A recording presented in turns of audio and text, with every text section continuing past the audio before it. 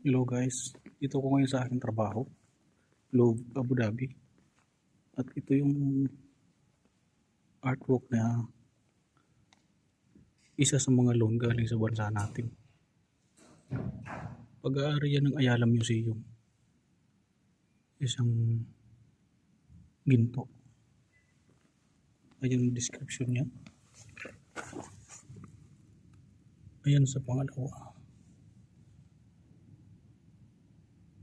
Funerary mask. Galing sa Butuan. Napakatahimik dito ngayon. Gawa ng sitwasyon nga ngayon dito sa Abu Dhabi. Kaya halos walang pumupuntang tao. Ngayon, naisipan kong pumunta, tahimik eh. Ayun, halos wala. Walang bisita. Yung mga kasamahan ko lang yung mga nandito. Yung mga pang-araw.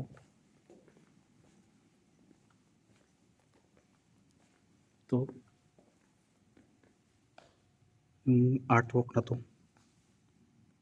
Monumental statue with 2 heads. Ayan. Napakatandaan nito. About 6,500 BCE.